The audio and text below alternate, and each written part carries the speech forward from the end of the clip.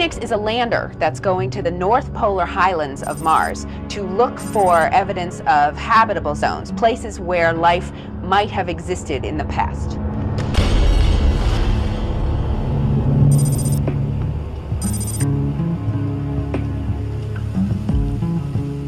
Moving flight hardware, not even to mention an entire spacecraft, is usually a delicate affair. It's very meticulously coordinated. There's, arranging a police escort at 3 in the morning on a Monday morning, and all the state and local authorities that need to know about something like that, and all the paperwork that's required to essentially close down a section of the highway for a period of time. There's a whole analysis process that goes along with making sure that the spacecraft on the back of a truck, on a flatbed trailer, in the box that it is in, isn't going to be exposed to any environment that it's not rated for. So we know how much force a pothole in the road will induce on the spacecraft. Just a little bit into the trip, we had kind of a light rain. And that's another thing that just makes you ill at ease with your spacecraft that you've had in the clean room up until that point in time.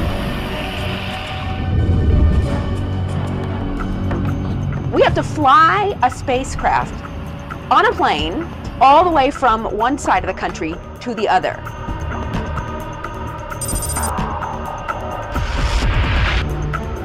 And that is a scary thing.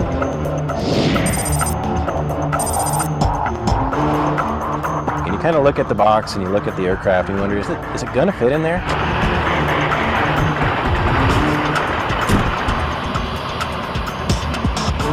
When they open those rear doors, there's this cavernous space inside.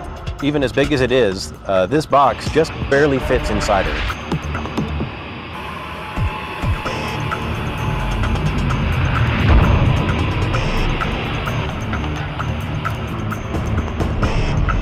And it was a really kind of manual brute force operation.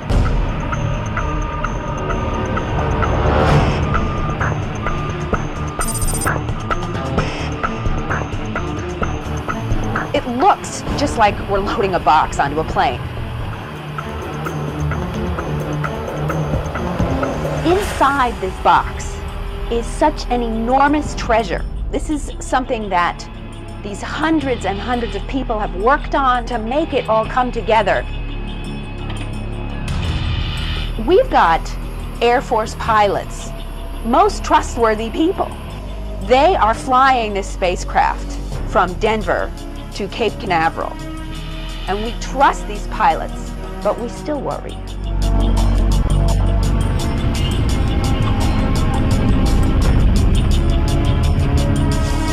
We're tracking this spacecraft and this plane as it's flying across the country. And as Florida comes into view, we think, oh, we're okay, and we can relax. We can't be relieved because we have still a huge amount of work to do to get this spacecraft to the launch pad, assembled properly, all fueled up and ready to go to Mars.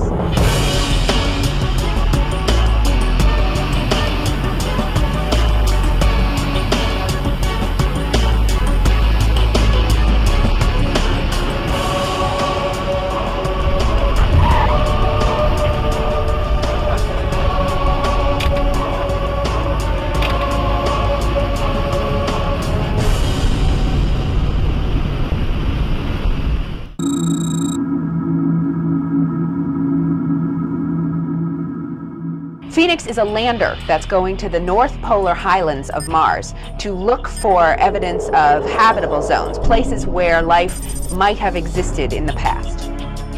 We're going to be repeating a number of tests that we did back in Denver, both to fully check out the spacecraft after the shipment, as well as take on some minor updates to the software that we've been testing with overall.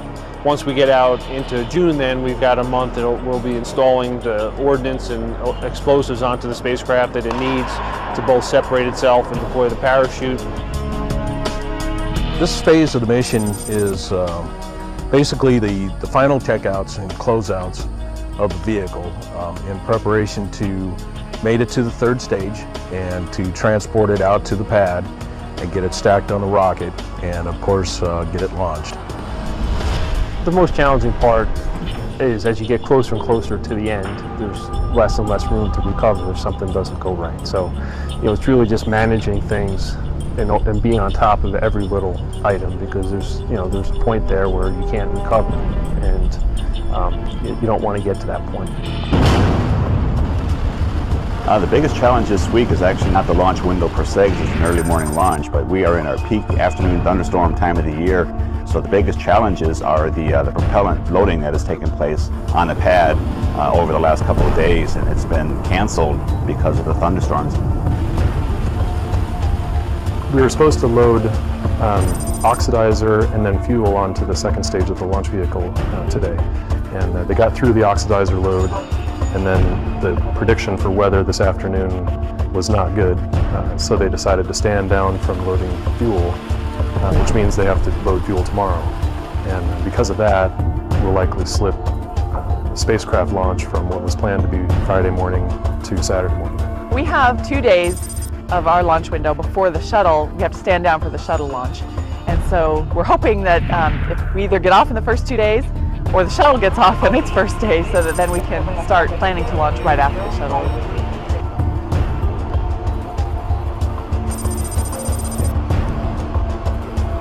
7, 6, 5, 4. Main engine start. 2, 1, 0, and liftoff of the Delta II rocket with Phoenix, a distant science outpost seeking clues of the evolution at the polar region of Mars.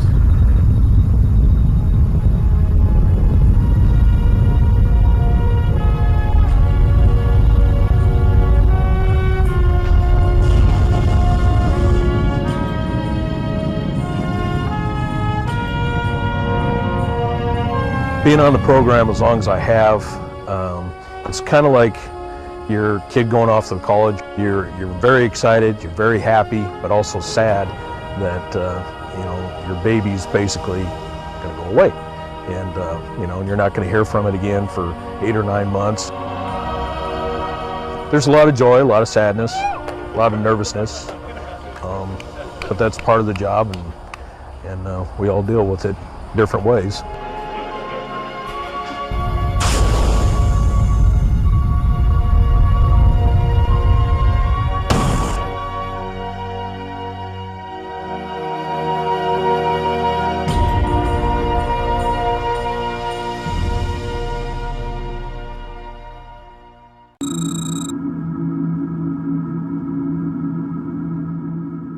The Mars Phoenix lander is headed for the north polar region of Mars, and its goal will be to search for habitable regions, places where life may have existed in the past. The phase that we're in now is called cruise, which sounds really easy and laid back, although it's actually a very busy time for the spacecraft teams. We're busy making sure the systems of the spacecraft are working as they should. The teams are busily preparing for the science that's going to occur after landing. And the navigation team is getting ready to make sure that the spacecraft actually gets to its target on Mars. It's very similar to the sport of archery. In archery, you have the archer who's standing some distance away from the target, and that person's job is to make sure that the arrow hits the target.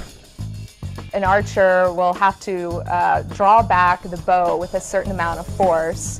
Secondly, the archer has to make sure that he aims the arrow at a certain angle, and then that arrow actually has to traverse the correct amount of distance so that it hits the target.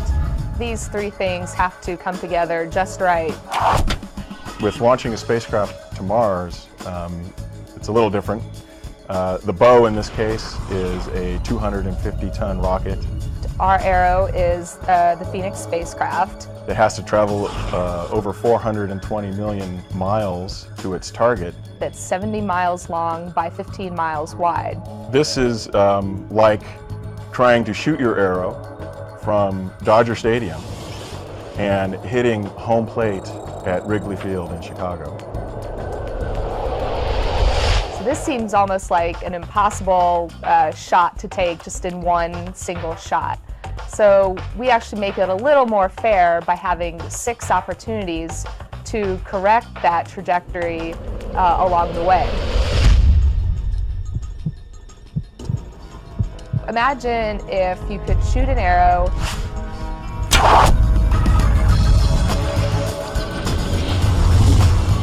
stop it in its path, check to make sure if it's on course for the target, and if not, be able to nudge it back to its target so that it's headed for the right place. Now, of course, our spacecraft is moving at about 60,000 miles per hour. It never stops. So the corrections have to be performed along the way while the spacecraft is still in motion. We track the spacecraft using the Deep Space Network of antennas, and we figure out exactly where the spacecraft is, where it's heading, and then compute where it actually needs to be. We develop commands to fire the thrusters on board the spacecraft to make any corrections that we need to make.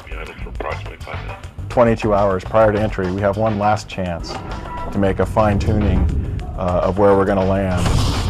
The arrow hitting a target is a decent analogy for what the navigation team does. But in reality, it's a lot more complicated than that. Earth and Mars are rotating around the sun at various speeds in constant motion.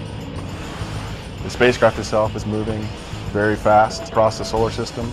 It's trying to hit a moving target, and that target is also spinning on its axis. And we have to keep all of these things in mind while we're attempting to hit this target. It's pretty challenging, all these things that you have to take into account and actually get done during this so-called cruise phase, where it's not laid back at all by any means.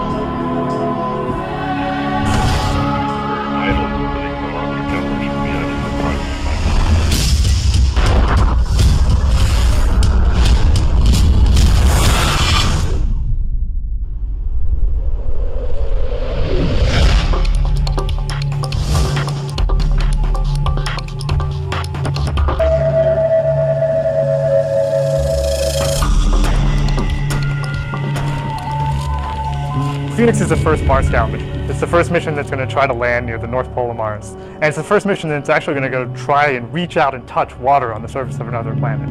Where there tends to be water, at least on Earth, there tends to be life. And so it's potentially a place where life could have existed on the planet in the past. The main purpose of EDL is to take a spacecraft that is traveling at 12,500 miles an hour and bring it to a screeching halt in a soft way in a very short amount of time. We enter the Martian atmosphere. We're 70 miles above the surface of Mars, and our lander is safely tucked inside what we call an aeroshell. Looks kind of like an ice cream cone, more or less. And on the front of it is this heat shield, this saucer-looking thing that has about a ½ inch of essentially what's cork on the front of it, which is our heat shield. Now this is really special cork, and this cork is what's going to protect us from the violent atmospheric entry that we're about to experience. Friction really starts to build up on the spacecraft, and we use the friction when it is flying through the atmosphere to our advantage to slow us down. From this point, we're going to decelerate from 12,500 miles an hour down to 900 miles an hour. The outside can get almost as hot as the surface of the sun. The temperature of the heat shield will reach 2,600 degrees Fahrenheit. But the inside doesn't get very hot. It probably gets about room temperature. There is this window of opportunity within which we can deploy the parachute. If you fire the chute too early, the parachute itself could fail. The fabric and the stitching could just pull apart. And that would be bad. In the first 15 seconds after we deploy the parachute, we'll decelerate from 900 miles an hour to a relatively slow 250 miles an hour. We no longer need the heat shield to protect us from the force of atmospheric entry, so we jettison the heat shield, exposing for the first time our lander to the atmosphere of Mars. After the heat shield has been jettisoned and the legs are deployed, the next step is to have the radar system begin to detect how far Phoenix really is from the ground. we've lost 99% of our entry velocity. So we're 99% of the way to where we want to be. But that last 1%, as it always seems to be, is the tricky part. Now the spacecraft actually has to decide when it's going to get rid of its parachute. We separate from the lander going 125 miles an hour at roughly a kilometer above the surface of Mars, 3,200 feet. That's like taking 2 Empire State Buildings and stacking them on top of one another. That's when we separate from the back shell and we're now in free fall. It's a very scary moment. A lot has to happen in a very short amount of time. So it's in a free fall, but it's also trying to use all of its actuators to make sure that it's in the right position to land. And then it has to light up its engines, right itself, and then slowly slow itself down and touch down on the ground safely.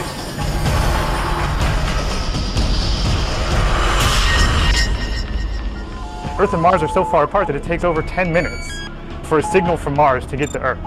And EDL itself is all over in a matter of 7 minutes. So by the time we even hear from the lander that EDL has started, it'll already be over. We have to build large amounts of autonomy into the spacecraft so that it can land itself safely. EDL is this immense technically challenging problem. It's about getting a spacecraft that's hurtling through deep space and using all this bag of tricks to somehow figure out how to get it down to the surface of Mars at 0 miles an hour. It's this immensely exciting and challenging problem.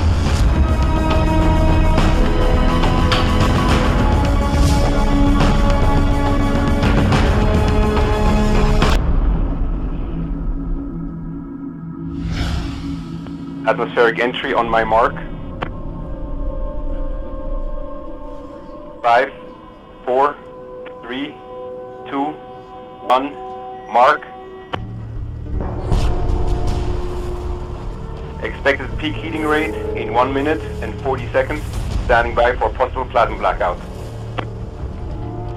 Phoenix now 1 minute past the entry point. We still have a signal via Odyssey. At this point in time, Phoenix goes normally through peak heating. Awesome. Phoenix now 2 minutes and 25 seconds past the entry point. We still have a signal via Odyssey. Standing by for reacquisition via direct to Earth. Stop of Odyssey canister data and switch to 32K in 10 seconds. Standing by for expected parachute deployment.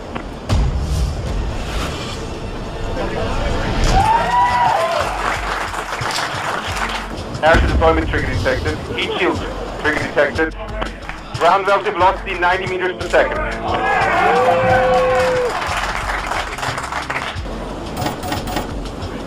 Land leg deployment trigger detected. Ground relative velocity 60 meters per second. Standing by for altitude convergence. At this point in time, Phoenix will have normally reached altitude convergence. We're standing by for confirmation via telemetry.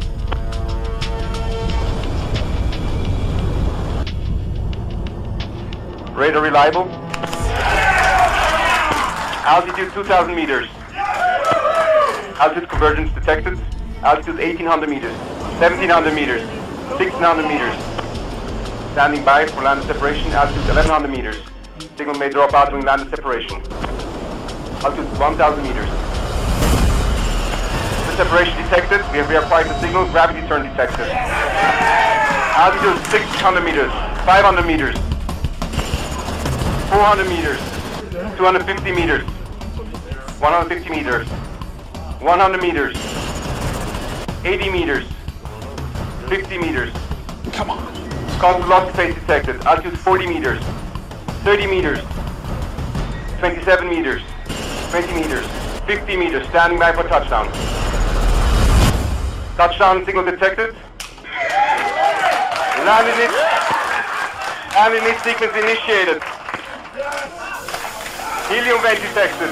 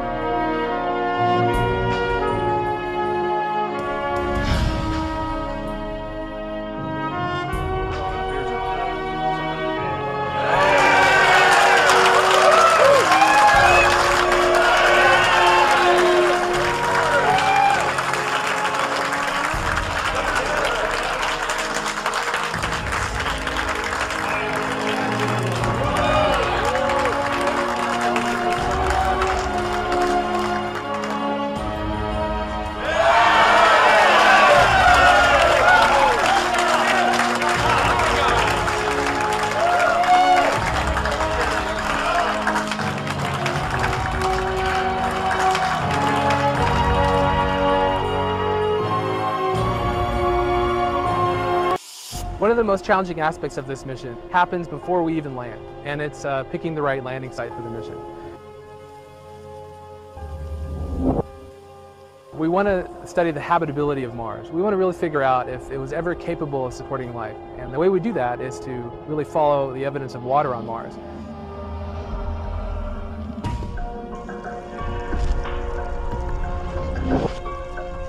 One of the most interesting things about Mars is that it's changed over time.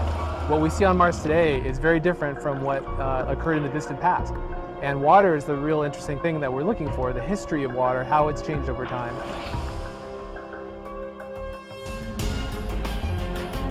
One of the biggest challenges to studying habitability on Mars, which is the goal of the Curiosity rover mission, is to try to follow that signature of water. Where was the water? How long was it there? And where do we go to look for evidence of it? If we were somewhere like this, where there's a pretty obvious geologic record of water flowing, carrying material down, that would be a home run. But the real challenge is finding that one spot on Mars to send this great rover mission to.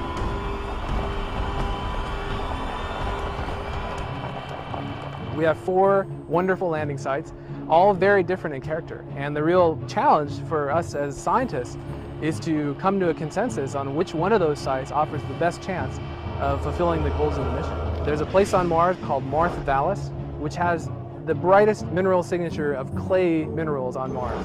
And these clay minerals are known to form in the presence of water and neutral pH water, not acidic, not too basic, just the kind of water that would be friendly to life. Then you have terrestrial geologists who say that the rock record should be the thing that we follow, the landforms that look like they were carved by rivers or floods. So you have sites like Holden Crater, which is a big impact crater many miles across with a river coming into it, perhaps forming a lake multiple times and flooding the crater, leaving a geologic record that we can study with Curiosity. Just upstream a little bit from Holden Crater, there's a place called Eberswald Crater. That same river system in Eberswald has left evidence of a delta. Just like the Mississippi River Delta, these things form when muddy, silty water deposits its silt, its mud, into a formation, into a standing body of water, like a lake. And so you have people that study deltas on Earth who think that's the place Curiosity should go.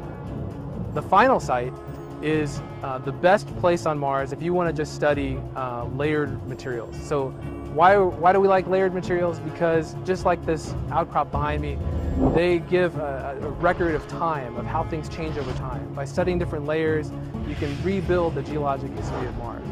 So there's a place called Gale Crater, which has a 3-mile stack of layered rocks. Now we don't exactly know how those layers formed, and the mineralogical evidence isn't as strong as other sites, but people who just think layers are the thing to study really love Gale. So you have these 4 different sites and these 4 different groups and very passionate arguments back and forth to try to really narrow in on what is the one site to send the Curiosity rover.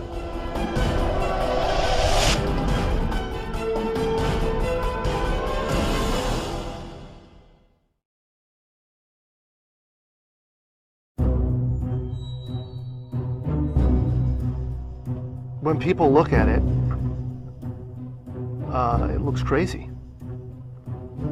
That's a very natural thing. Sometimes when we look at it, it looks crazy. It is the result of reasoned engineering thought, but it still looks crazy. From the top of the atmosphere down to the surface, it takes us 7 minutes. It takes 14 minutes or so for the signal from the spacecraft to make it to Earth. That's how far Mars is away from us. So when we first get word that we've touched the top of the atmosphere, the vehicle has been alive or dead on the surface for at least 7 minutes.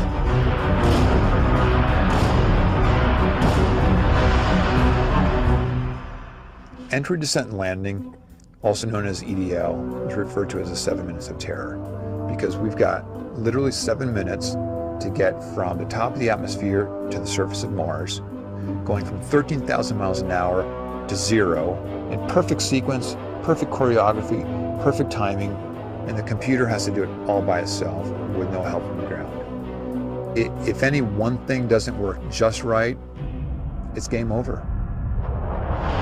We slam into the atmosphere and develop so much aerodynamic drag. Our heat shield, it heats up and it glows like the surface of the sun. 1,600 degrees. During entry, the vehicle is not only slowing down violently through the atmosphere, but also we are guiding it like an airplane to be able to land in a very narrow, constrained space. This is one of the biggest challenges that we're facing, and one that we had never attempted on Mars.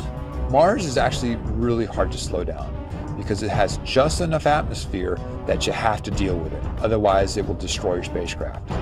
On the other hand, it doesn't have enough atmosphere to finish the job. We're still going about 1,000 miles an hour. So at that point, we use a parachute. The parachute is the largest and strongest supersonic parachute that we've ever built to date. It has to be able to withstand 65,000 pounds of force, even though the parachute itself only weighs about 100 pounds. When it opens up that fast, it's a neck-snapping 9 Gs. At that point, we have to get that heat shield off. It's like a big lens cap blocking our view of the ground to the radar. The radar has to take just the right altitude and velocity measurements at just the right time, or the rest of the landing sequence won't work. This big, huge parachute that we've got, it'll only slow us down to about 200 miles an hour. And that's not slow enough to land. So we have no choice, but we've got to cut it off and come down in rockets. Once we turn those rocket motors on, if we don't do something, we're just going to smack right back into the parachute. So the first thing we do is make this really radical divergent maneuver. We fly off to the side. Diverting away from the parachute, killing our horizontal velocity and our vertical velocity, getting the rover moving straight up and down so it can look at the surface with its radar and see where we're going to land. And we head straight down to the bottom of a crater, right beside a 6-kilometer high mountain. We can't get those rocket engines too close to the ground, because if we were to descend propulsively with our engines all the way to the ground, we would essentially create this massive dust cloud. That dust cloud could then go and land on the rover. It could damage mechanisms and it could damage instruments. So the way we solve that problem is by using the sky crane maneuver. 20 meters above the surface, we have to lower the rover below us on a tether that's 21 feet long, and then gently deposit it on its wheels on the surface. As the rover touches down and is now on the ground, the descent stage, it's in a collision course with the rover. We must cut the bridle immediately and fly the descent stage to a safe distance from the rover.